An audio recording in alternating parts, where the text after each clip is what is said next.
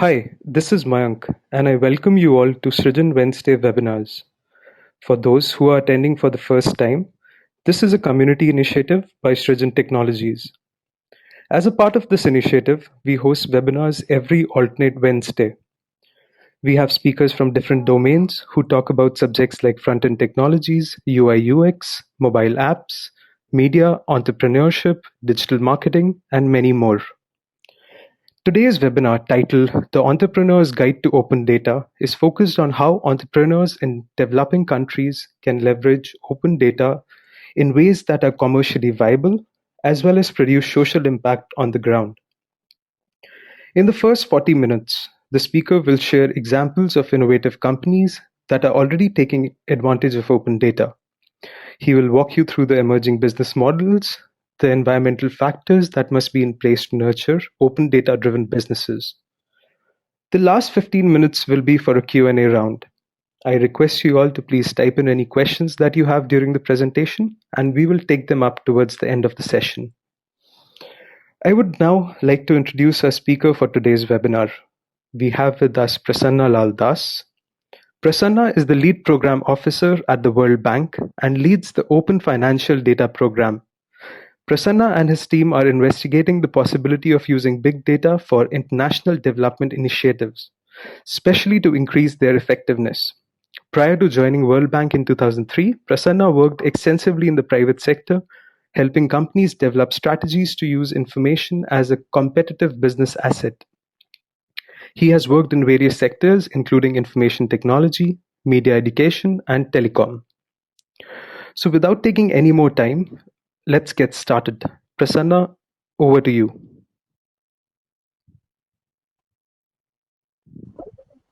Thank you so much, Mayank. And it is an absolute pleasure to be here today, talking about my experiences in open data, and especially focusing on what we think is a extremely exciting emerging area, the possibility of using open data for economic growth in ways that can help fight poverty around the world, increase prosperity around the world, and also include a whole new class of entrepreneurs from developing countries around the world in this conversation. So an absolute pleasure to be here. Thank you also for the very kind introduction. Let me quickly walk you through the presentation. Before I start, just a couple of additional words about what I do at the bank. I, as Mayank said, lead the Open Finances program at the bank. As part of the program, we essentially make information about the bank's operations available to anybody in the world that may be interested, and we do that in an open format. But more crucial than transparency is sort of making sure that we start to use this data itself for our own operations more effectively. We're using banks' data to understand poverty around the world at a more granular level. We're using now open data as a tool, like I said, to include entrepreneurs in helping use this data to build businesses around the world. We're actively using data as a partnership vehicle. We're seeing the emergence of a whole new class of civil society organizations focused on data, and we're helping to sort of create partnerships with those organizations around the world. We're also using data as a way to understand sort of new research topics. One example, for instance, is how does online data help inform dialogue in offline communities? That is increasingly important for us, and we're doing more and more research in that area. And finally, we're seeing a growing interest in governments in the use of data. The Indian government is one example, but more and more governments around the world are seeing data as a crucial way of delivering government services to people around the world, and we're helping them do a lot of that. I'm going to discuss some of that in this presentation. I should, though, as I preface this conversation, clarify that I speak this as an individual, like the rest of you out there. I will speak about many topics that are relevant to the World Bank, but my opinions do not necessarily represent those of the World Bank. This is a pretty emerging area at this point, and I will probably go into some areas that the bank is still not has a official opinion on. But to make the conversation interesting, I'm going beyond where the World Bank is at this point. So in the conversation today, I will spend some time talking about what is open data. I'm not very sure about what the audience today is and what their familiarity with open data is. So I'll spend a bit of time talking about some basic concepts behind open data. For people that might be very familiar already, my apologies. But hopefully it'll be interesting to the bulk of you out there. As I discuss the concepts of open data, I will describe how the open data movement is gradually becoming more and more popular around the world and talk about the kinds of organizations embracing open data. As I discuss that, I will focus on economic opportunities in particular because that's the topic of this conversation. So I'll focus on economic growth opportunities around open data in particular. I will discuss a few business models that have proven to be viable already. Given the fact that this audience is primarily from India at this point, I will talk about where things are in India connected to open data, and then I'll talk about where we can go from here. So starting with what open data is and what it is not. Basically, as all of you know, there is a data explosion in the world right now. People say that we generate, in the last 2 years, we've generated more data than all of humanity put together before then. So it's a pretty dramatic explosion of data. And the interesting thing is not just the fact that we're producing more and more data, but the tools to actually make sense of this data have become more available and they're much cheaper than they used to be.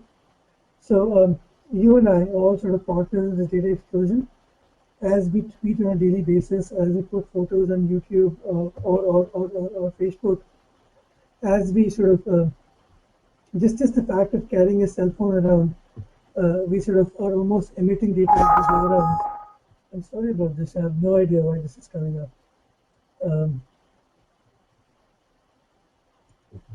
We'll hopefully this won't come up again. But just to go back to the point I was making,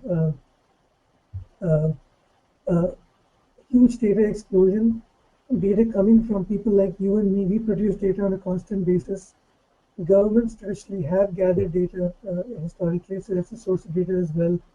The private sector is becoming a bigger and bigger source of data than it ever was in the past. And in fact, you could argue that 80 or 90% of data in the world right now comes from private sector. Has changed. The good news is that much of this data is becoming more openly available than it did in the past. So governments have become more open than they were in the past. The private sector actually is sort of making more data and used to available in the past as well. And you and I, we are sharing lots of data as well. So we have privacy concerns, but we're sharing lots of data as well. I did want to sort of draw a distinction between public data and open data though.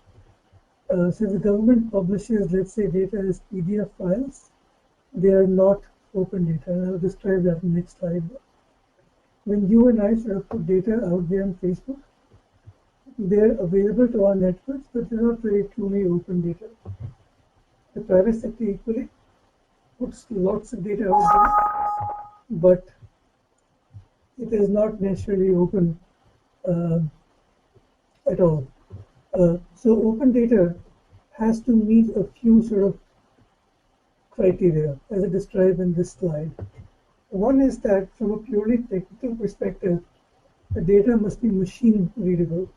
So PDF files are dumb, right? XML files, for instance, are not dumb. So there's a whole bunch of sort of data formats that open data must sort of, or data must fulfill to be considered open. And then more importantly, the data must be legally open, which means the data must be designed for reuse. So the point of open data is not opening data or making it available. The point of open data is making it available for reuse without restrictions. So it means that if governments put census data out there or transport data out there, it is not just the fact that they're putting out there that makes it open, but one, that their APIs or other technical formats available that make it easy for other people to consume it. But more critically, the legal licenses allow reuse without any restrictions, especially commercial reuse. And that is fundamentally important. And that is a point that I want to sort of continue to emphasize going forward, that open data is not about transparency. Open data is about making data available for reuse without restrictions. Typically, um, here is some of the reasons why people do open data. So transparency, while I say is not the end game, continues to be important. By making data sort of available in machine-readable formats, you make it much more transparent than it could be in the past. Just the fact that somebody else can take your data and make it available through their own channels make your transparency efforts sort of much more effective than they were in the past. And I will use some World Bank examples and explain that. So the World Bank has been publishing data for a long time, but when we made it open, our data visibility improved like dramatically, like 20 to 30 times more effective than it used to be in the past. And also other people like Google translated our data into multiple languages that we did not have the money resources to. So now our data reaches more people than it did in the past. It reaches them in more languages than it did in the past. And also because people have built a bunch of mobile and other apps using our data, it now reaches people through channels that did not in the past. So even if transparency is a goal, open data can turbocharge transparency. The other reason people open data is accountability. So if people know what you did and why you did, who they did it with, you become much more accountable to people out there. So I'll give you an example, again from the US, DC government from where I sit, they opened their procurement data.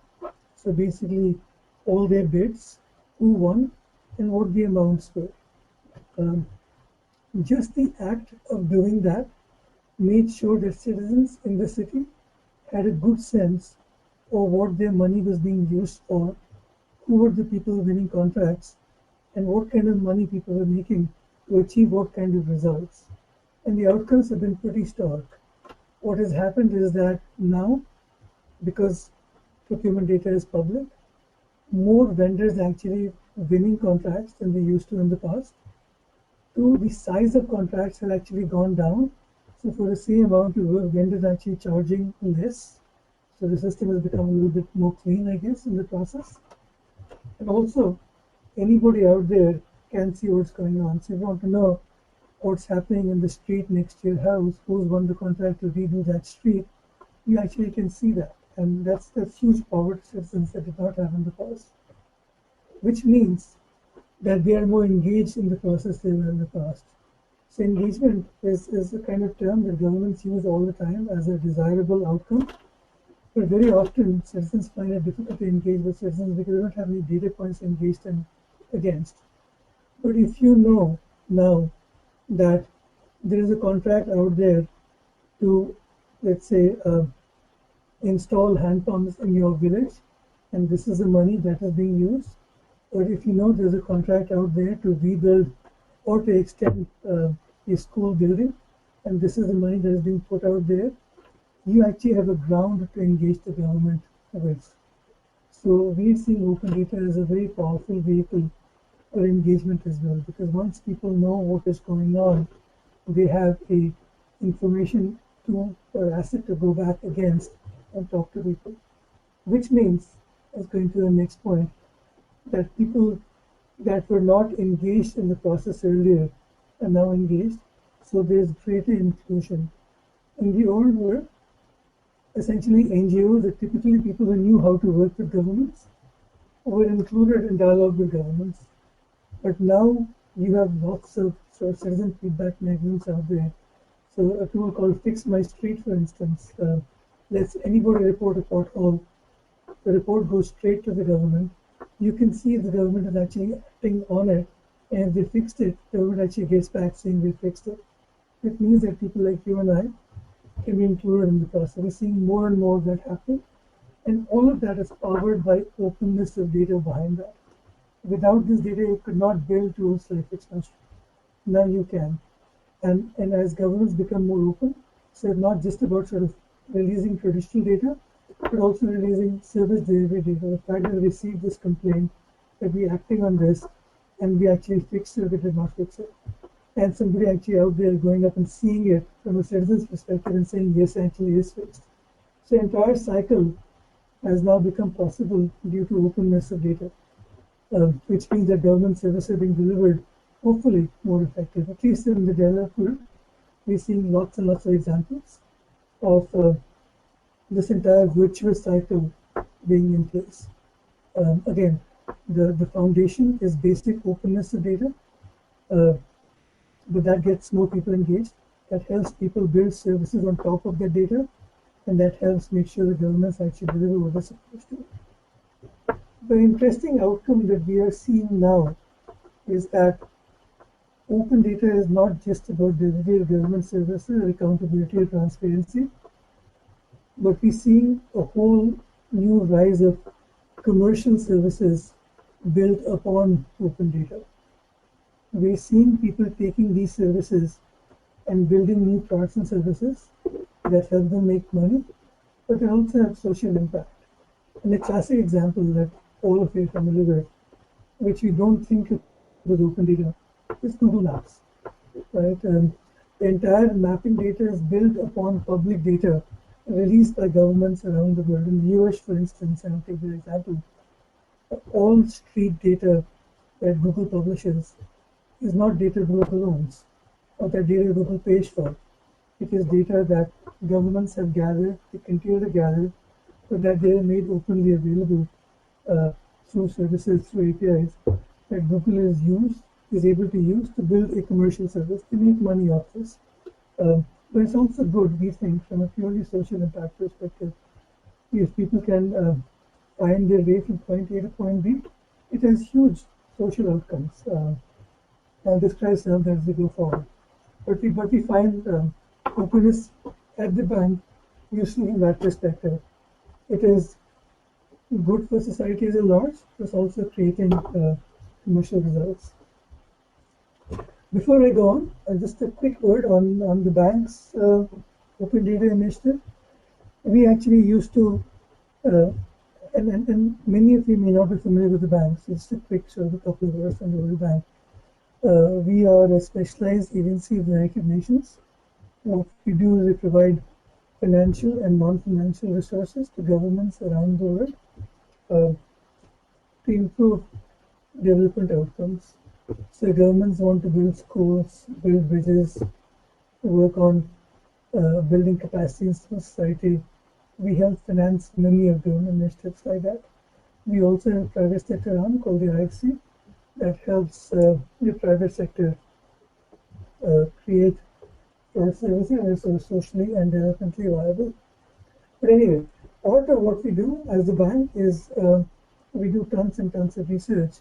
So we are almost the gold standard of poverty data, for instance, around the world. And traditionally, we used to sell this data. We used to make a few $1 million selling this data to whoever wanted to buy it from us. But 3 or 4 years ago, we went open with that data. So on the left was our traditional way of sharing data, which was PDF files or basic web pages. But now our data is completely in open format. Everything is available through an API. We make no money anymore through our data, but our data is now used in dramatically more effective ways than it was in the past. And we find that completely worthwhile. And we're constantly expanding what we publish. And we're not alone. Many entities around the world have embraced open data as something that is good for social outcomes and commercial outcomes and economic growth. So on the left is a chart that shows just the sheer number of countries that have joined something called the Open Government Partnership, which sort of symbolizes growing acceptance of openness in governments around the world. India as yet actually is not a partner, but India actually does have a pretty strong open government or open data program. The map on the left, right, is about 60 or 70 countries that we're working with, the bank alone, around the world, helping governments open their data, and people beyond the bank as well. So The fact that we work with 60 countries does not mean that only 60 countries in the world are opening their data. The numbers are dramatically higher than that. I think as we speak, about 80 or 90 countries in the world have open data programs. But also, most interestingly, the private sector is getting quite engaged in this space as well. So not just as a user of open data, but also a publisher of open data. An example recently is, I think, Johnson & Johnson, I'm not sure. Let me not cite the company, but a couple of companies in the US focused on clinical trials have now decided to make all their clinical trial data open, for instance, because they believe that other people, if they have access to data, can actually help improve the efficiency of this clinical trial data. So we're seeing the private sector becoming a player as well. So as I speak, 2 points on this slide. More and more governments are opening their data, but equally importantly, we're seeing the private sector as well open more and more of this data going forward. So to you, as potential entrepreneurs out there, if data is to be a raw material, you have a huge amount of raw assets available to you, raw material available to you, free of cost that you did not have access to in the past, that you can build on. And you as entrepreneurs have access to global markets. That's the good thing about data. That you have access to data from around the world. You can build services for anybody around the world as well. So you have access to raw material from around the world. You also have access to markets around the world. And which is why we in the bank, we see this sort of as huge potential opportunity. And we're not the only people that are seeing this potential. The Economist had a big article recently calling open data the new gold mine. They compared open data to oil, let's say 100 years ago, as a sort of a raw material that it can build industries upon. McKinsey had a pretty important report 6 or so months ago, in which they estimated the value of open data businesses to about $3 trillion in 7 sectors alone. So the actual market size is bigger than that, just on 7 sectors, 3 trillion. A report that is not on this slide, which came out a couple of months ago, done by Omidyar, estimated the value of open data businesses to be about $13 trillion over 5 years in G20 countries alone. So about almost $2.6, $2.7 trillion per annum in G20 countries alone. So the potential is enormous. The sizes are quite massive, and we're seeing results around the world. And the interesting point about this is that this is not a developed country phenomenon alone. This is countries like India, Brazil, and Mexico, or even poorer countries out there that have tremendous potential to be part of this open data business ecosystem going forward. Some examples, and I tried to sort of put together a list from the US and the richer countries, I guess, and emerging economies as well. So many of you might be familiar with a country called the Climate Corporation, which was sold about 6 months ago for almost $1 billion. This country was started by a couple of engineers in 2007.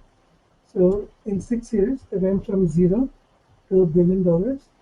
And what they do is pretty straightforward in many ways. They take freely available data on agriculture, soil conditions, weather conditions, and much more than that.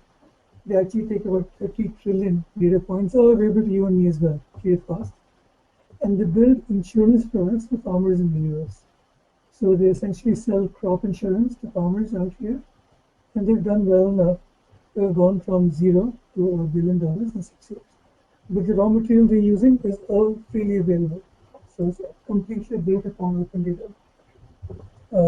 Information that you and I also have access to. So the value add that they're bringing is the algorithms they're sort of creating based on that, and lets them do some really good predictions of sort of outcomes. The traditional insurance companies cannot do, and that's their product. A product that would not be possible without open data, but with open data is commercially extremely lucrative. Another company that I have on here is a company called Zillow. Again, you might have all heard of it. The market cap, I think, right now is close to $4 billion. And what they do is they take open data about real estate. So they take open data about all real estate listings. So which houses are for sale, what is the asking price at this point, which houses have sold nearby for comparable prices, what are neighborhood schools like, what is crime like, who are the real estate people at this point. So when you as a buyer are trying to look for a house, like in the US for instance, anybody looking for a house at this point starts with a service like Zillow, because it sort of tells them, like, in this neighborhood, which houses are for sale, what's a good price. They actually do some predictions also about sort of what's a good price for this price for a house like this.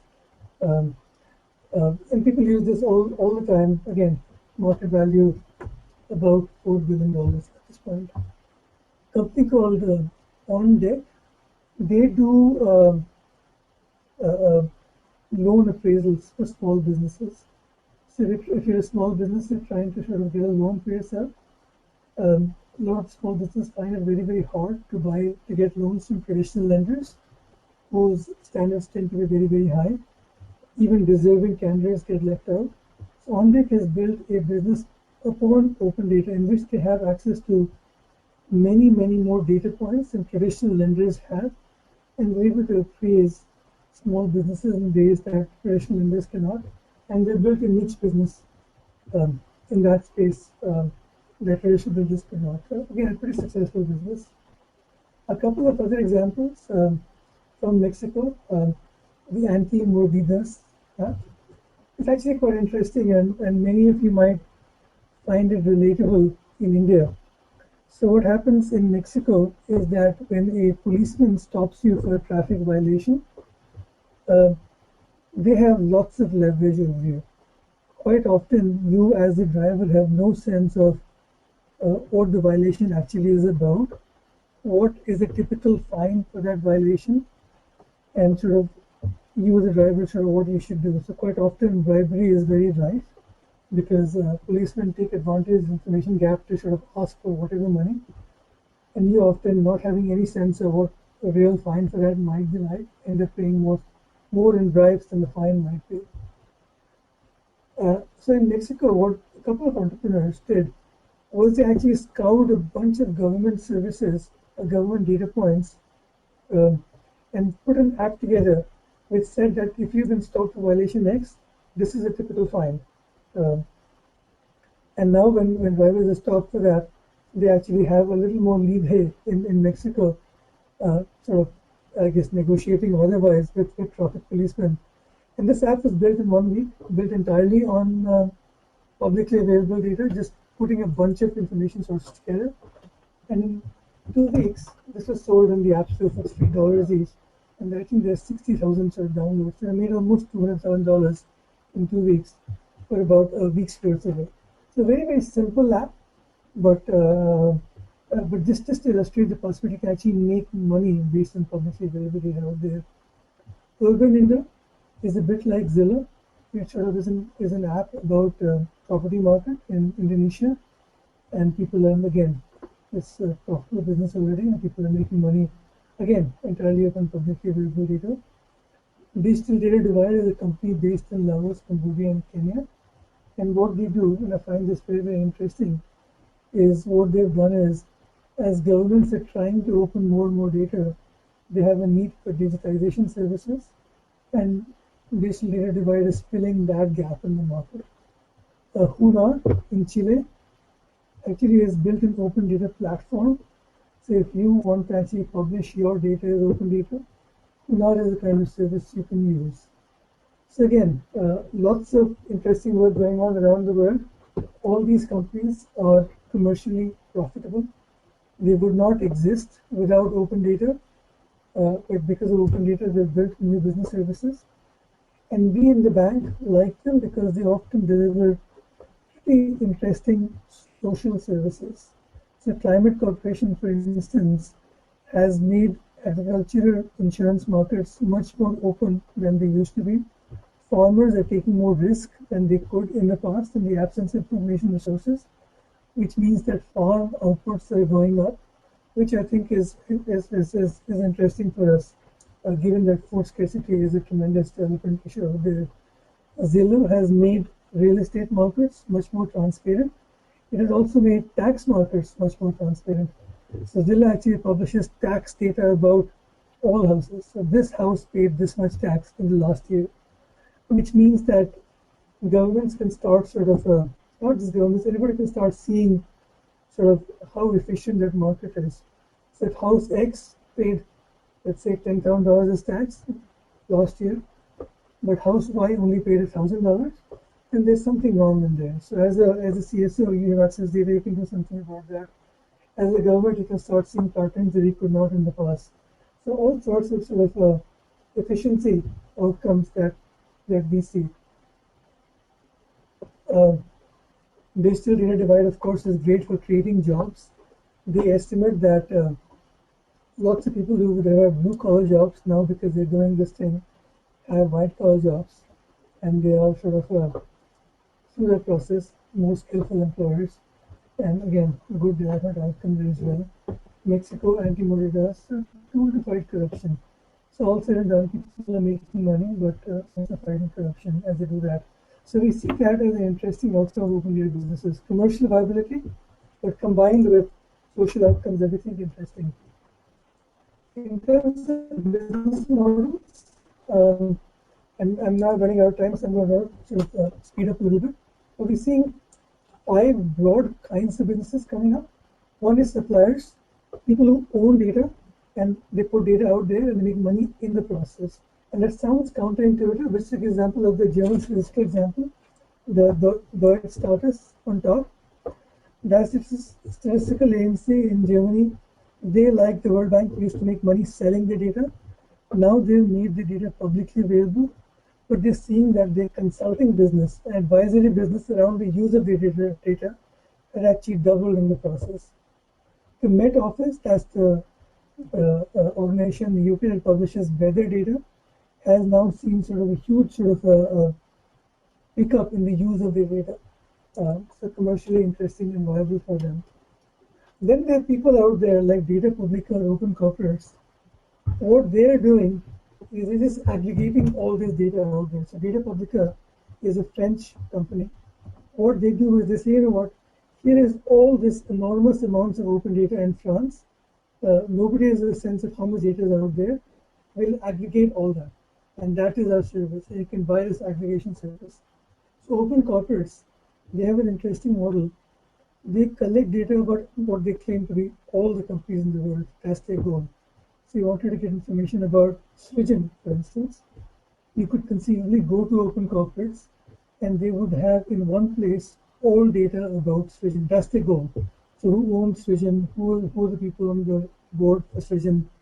Who are their sort of, how much taxes do they pay? In which jurisdictions do they pay the taxes? Who are their sort of suppliers? All of that. So whatever is publicly available about them, they put it out there. And that is actually phenomenally useful, because then you can start seeing that, well, the same person actually owns 20 different companies or sits on the board of 20 different companies who are, let's say, like in the bank, for instance, we have transport contracts and we see that 10 different companies have won contracts and they have no connection to each other. But through services like Open Contracts, Open Corporates, we can actually start seeing connections. But hang on, the same person actually is on the board for 6 companies that won a contracts. Is there something wrong out there? Or 5 bids came in, and the same person was on the board for 3 of those companies. So pretty interesting trends you start seeing. So Open Corporates has built a service aggregating information like that. Then there are, of course, developers. So a couple of examples. Pathom, for instance, they build data visualization services built upon open data. So all this data, how do you make sense out of this? Companies like Pathom or Rello, and there are like hundreds of people like that out there who build either analytics or visualization, other kind of services, helping other companies make sense of open data. Then there are companies that are enrichers, that they build new services built upon open data. So give you an example of Climate Corporation. which actually took data out there and then built a brand new service out there. So Zoopla in the UK, for instance, was another real example. So lots and lots of companies we're seeing, and this to me is where the real value will be in the future. Companies that take all this open data and build a brand new service on top of that you could not otherwise. And finally, there are enablers. There are people who help other people do open data. So examples are Toyota, for instance, is like Honor. A company has built an open data platform. So if we in the bank, for instance, use them to convert lots of our, let's say, old world data into open data. But there are a bunch of companies out there. So that's the 5 kinds of models that we are seeing. Quickly jumping to India, the good news is that open data actually is taking root in India. If you go to data.gov.in, there's actually a pretty impressive open data portal that the Indian government has put out there. And that's wonderful to see. There's a growing open data community being built in India. DataMeet is an example of a kind of a very data savvy community of practitioners. One of the most savvy actually ones that I know of around the world. So lots of people who truly understand open data really, really well and understand all its aspects from a transparency accountability perspective, but also from a commercial use perspective. So there's a real rise of open data practitioners in India at this point. And if you compare India to sort of the world as a whole, you'll see India is sort of in the middle of the pack. So a couple of studies that rank where countries are in the open data space. So something called the Open Data Barometer rates India at 34 of the roughly about 80 countries that they studied. And if you look at this, and I don't know if you can see a mouse on the screen, but if you look at this web out here, you can see that in terms of readiness, in terms of society capacity, they're actually doing quite well. In terms of entrepreneurial impact of open data, we're doing okay, not badly at all. In terms of actual economic impact within India, we're doing quite badly. In terms of political impact, well, it's getting better. There's another study, which is here, which rates India at about 28 of the about 100 odd countries that we studied. And you look at these data sets of core reference data sets. So do we publish data about transportation? Because that we've seen as sort of a area of huge economic impact. Do we publish our budget data? Do we publish our spending data, our election data, company registry, mapping data, statistics, national statistics, legislation, zip codes is very, very valuable, pollution data. India seems to be doing okay-ish. We can do better, but we're doing okay-ish. So a message, India is getting there. It's not quite there, but the opportunities have begun to emerge as we speak. We actually did a very, very quick study of companies in India using open data. So we reached out to about a couple of 100 companies. We were able to speak to 106 odd companies. They were all over the country. And these are the kind of areas we're working on. We saw lots of companies doing location intelligence services, lots of companies doing work in public utilities, so water, things like that. Companies around logistics, so real estate planning or transportation logistics, etc. Lots of companies in India are using open data around healthcare, education, financial inclusion, tourism also, food, urban planning, and of course built upon social media. And here's an example of some companies that we talked to that are using open data in interesting ways. And again, I don't have too much information about these companies. Many of you might know these companies better than I do, but they all claim to be using open data in different ways. So Mandi Trade apparently uses commodity prices of government to publishing on a daily basis, and they built a mobile app around this. Dimagi actually generates data around healthcare services in India. Podium, they produce, I think they are real estate or a mapping planning service, and they use tons of open data as part of the services they provide. So you want to do, say, transportation planning project, and you want to maps around transportation in India. At that point, you might go to a company like Podium. Frontal Rain, they do agriculture oriented. They have a farm management software, but part of what they do is to consume data about farm conditions in India. Mixed Markets is, I believe, a purely big data analytics sort of a company. It consumes open data. KLP, very, very impressive initiative. They actually publish data about education in India. BioExplore, Focus on Health, Craftline, Traffic Service. I really like Next Drop. It tells you when you will get water next. Again, part of what they do is to use open data. I guess the message here would be that when you're thinking about open data driven businesses, don't think of it as a pure play like Climate Corporation. So quite often you can have a pure play, but you can also use data as part of traditional businesses. I'll just use a basic story here from the US to illustrate that plan, that thing in terms of how you as a business use open data, often without knowing it. There's this company that does sort of that lays cables for electric utilities in the US. So if you're generating plant, so it lays cables from your plant to, I guess, substations. So part of what they do before they lay cables, or before they actually build those cables, is they do mapping of what routes will our transmission lines follow, or the houses along the way, or the sort of, let's say, biologically sensitive areas around the way, ecologically sensitive areas around the way. And they used to, in the old days, spend at least 3 months at a typical project doing that exercise for almost $1 million to me, often more.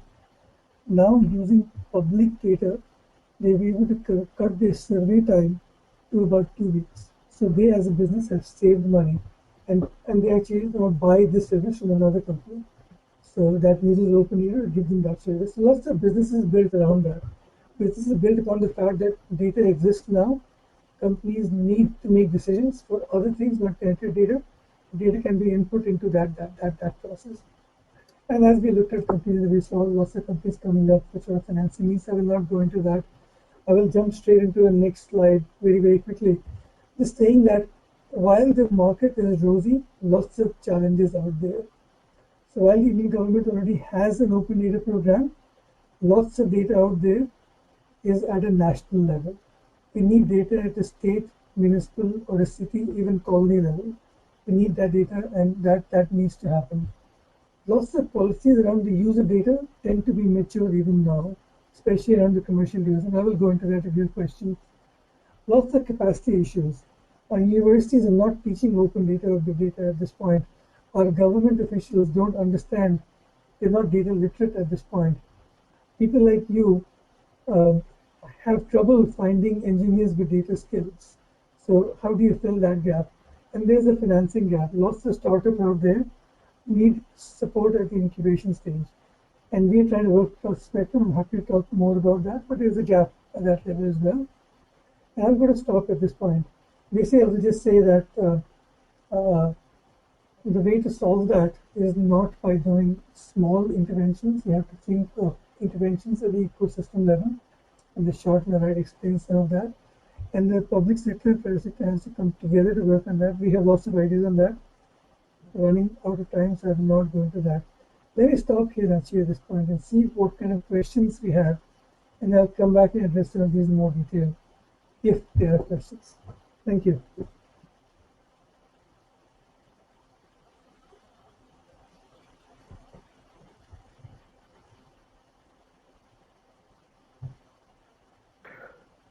Well, that was a great session.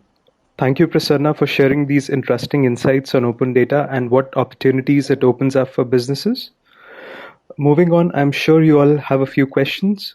Please press the raise hand button on your control panel to ask your question using your microphone, or you can type it in the chat box in your screen.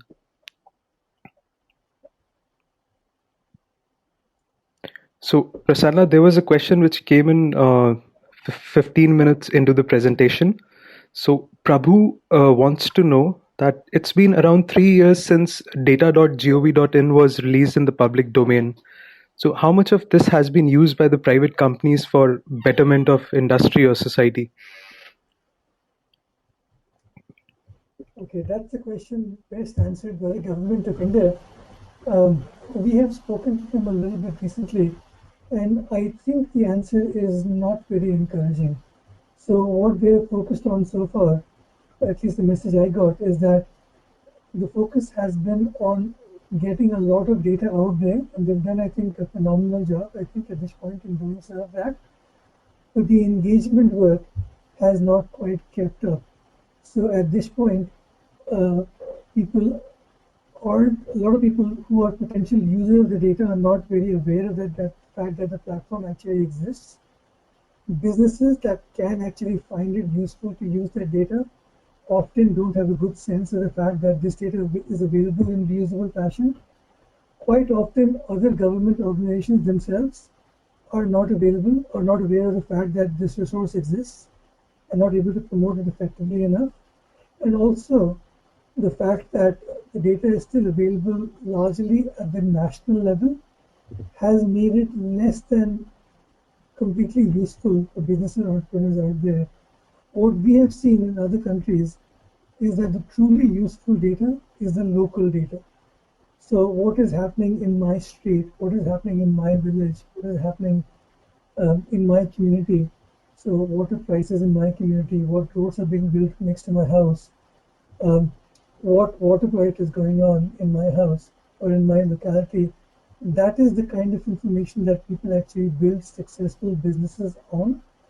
And to the best of my knowledge, the Indian Open Data Initiative, impressive as it is and phenomenal as it is, does not quite yet have some of these data resources available at either the local level yet or in real-time basis yet at this point. So great start, but much more work needs to be done both on the engagement side, but also in getting more data out there that's useful.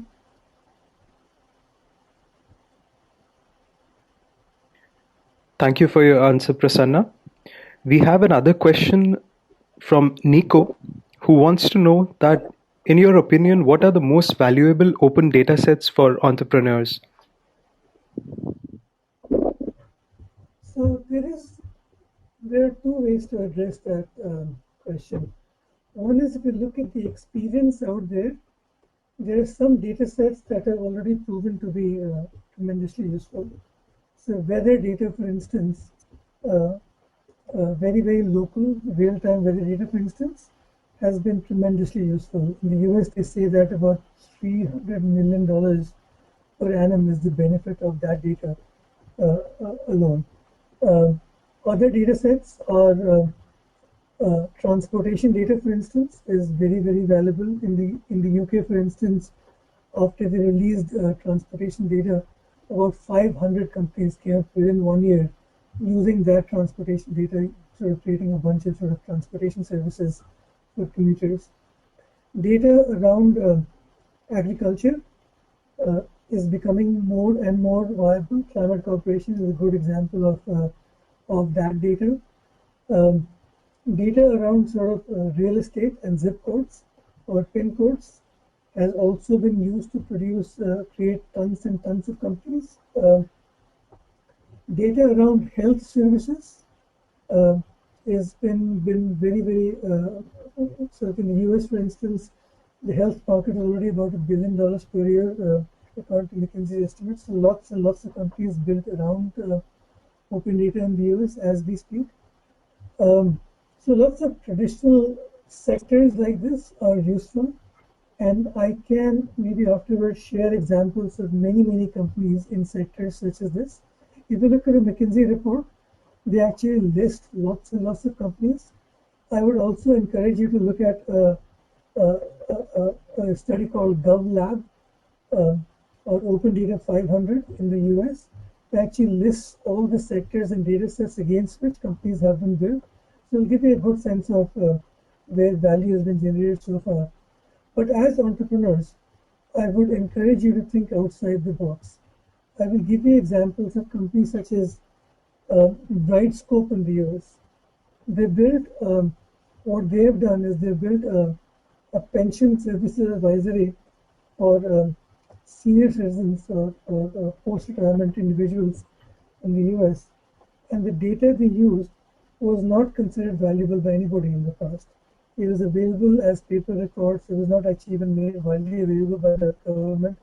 So they actually used freedom of information requests to get a lot of this data out of government. They actually used to send trucks to load paper records out. They would digitize themselves. And they sort of found value in the data that nobody else sort of saw value in. There's a company called Panjiva in the US that has built a business entirely on customs records. People did not think that customs records were terribly useful, but they have sort of been able to use that data to build a business that connects buyers to suppliers and creates a reputation mechanism saying that, well, these companies ship so often, their shipments are in time so often, these are the kind of people they've sold to. So they found insights that other people did not know existed. So as entrepreneurs, look at traditional sources like weather, transport, education, healthcare, real estate. But if you have a good business idea, go for it as well. We have a follow-up question from Nico, who wants to know what paid data sets complement the best open data sets for entrepreneurs. Sorry, could you repeat that? Yeah, sure. Which paid data sets complement the best open data sets for entrepreneurs? So it's a hard one to answer. And just to make a distinction between big and open data, there's an artificial distinction. So open data is basically sort of any data publicly available that's reusable. Lots of open data sets are pretty big also. If you look at the sort of definition of big as sort of big in terms of volume or variety or even sort of speed, things like that. A data set, for instance, a weather data set, Swinton, is quite massive. It is in real time, right? It has data sets from people record observations to sensors and more. It is big data as well. Census data, for instance, is pretty big as well. So I would not make that kind of distinction between big and open. What I would say though, that quite often lots of businesses find value in a combination of open and closed data sets. So businesses often, so for instance, if you're a retailer, you might, for instance, in the US, fast food chains now combine their data about consumer behavior and things like that with publicly available data about income levels and transportation levels and other things to decide where to open new restaurants. So lots of value now is coming out by combining proprietary and open data sets. So the distinction is not so much between big and open, it's sort of between figuring out how do you combine open with closed and create value.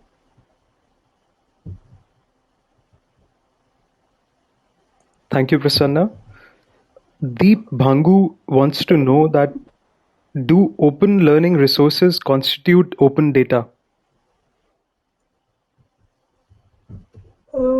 Yes and no, I guess, right? So if it is part of the broader open movement, and we are big fans of open learning resources, the more open it is, the better. I think the distinction I would made is if your open resource is reusable by other people, then absolutely, right? So if you're publishing open learning material out there that anybody else can then reuse in whatever way, then absolutely. But if you're just publishing a learning resource that people can access but not reuse, then technically I would not call it open.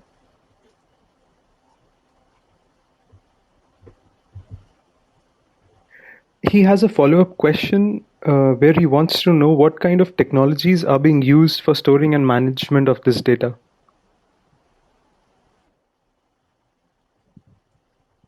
Open data? Well, all sorts, right? So, and you as tech folks know more about this than I do.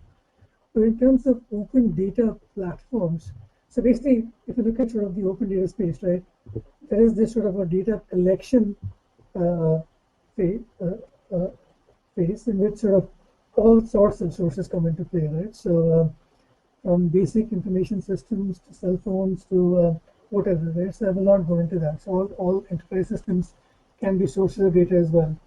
And then there is a post-publishing space in which you apply analytics to build products and services, right? And there's a whole bunch of players coming up there as well, right? And I don't want to go into that as well. But in terms of converting, let's say, digital data into open data, there's a lot of platforms out there that are helping you sort of convert so-called dumb data formats into open data formats with APIs and others. And a few platforms I can think of is something called CCAN, for instance, which is an open source platform. So you can go and use that freely available open source platform. There's a Drupal version of CCAN called DCAN that is also out there. Then there are more proprietary formats or platforms like Socrata that I mentioned, or Unar that I mentioned, or Open Data Soft that I mentioned. So there's a range of people out there who build products and services that are designed to convert, let's say, non-open data into open data formats. So I don't know if that was the question, but in terms of using this data, once you have an API, well, the technological tools are limitless out there.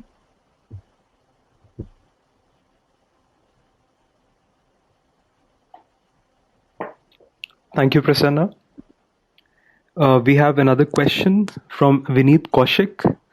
He's an assistant professor in a fashion college, and he's working on a website where he wants to put down a lot of tutorials and study material. He wants to know how he can use open data for putting up a great educational website.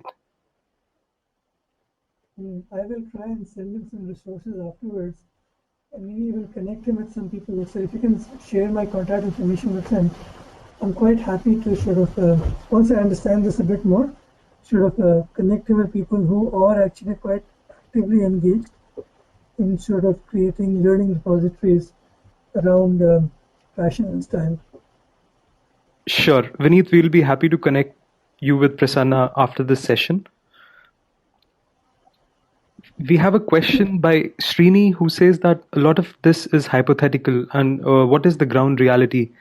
He says he has attended government senior officials' presentations and walked away being impressed there, only to find later that nothing is ever real even after years. That's I think there is a great, I'm so glad you raised it. yeah. So open data has, sorry, was there more to the question? So what is the ground reality? A lot of this is hypothetical. That's being said in general. And actually I agree with him to a great degree. There are two ways of looking at it. One is, yes, there's tremendous potential, but two, what is actually happening? So the good news is that in the Western world at least, there are real results on the ground, right? There is every day a new company being created. Silicon Valley actually has invested $1 billion this year in open data companies alone, in the US alone. So in the US, the companies, or in the Western world out there, the movement is quite strong, and the reality is actually making a tangible difference on the ground. The government actually is releasing more and more data out there, and I gave you a bunch of examples of companies already out there producing more and more services out there. The scenario is less rosy in countries like India. So while the conversation has started, I don't think enough has been done on the ground at this point to actually generate economic impact. So if I go back to this slide, at every level of this spectrum, much work needs to be done. Like, this thing is not going to happen overnight. So we talked about data, right? So the government, yes, they do have an open data portal, but the data they publish is a fraction of what needs to be out there. So, so unless you do that, you will not have open data-driven companies out there, because unless the raw material is out there, you can't do it. So at this point, it's early stages. On the policy side as well, much work needs to be done, especially around sort of free use of open data. Lots of policy levers are not in place at this point. Capacity, like I said, not enough people within the government itself who understand how to sort of translate the potential of open data into true impact on the ground. So work needs to be done on the ground. And then financing. So if you're an open data startup, at this point, venture capitalists are very scared of actually investing on you. So in the bank, we're talking about putting a fund out there to actually invest in companies like that. But do vehicles like that exist at this point to actually make it happen? So unless you work across this entire spectrum, you will not see results on the ground. And I think the skepticism that a lot of this is hypothetical is actually quite fair. I would only say that the potential has been proven in other countries around the world. There's a tremendous opportunity at this point for countries like India, Brazil, and Mexico to take advantage of this potential. As things stand, they have taken initial steps to take advantage, but they need to do much, much more. In the bank, we're trying to help, but the government itself, much, much work needs to be done. And if they don't, I think India will miss the data opportunity, and that is going to be a huge loss. Thank you, Prasanna.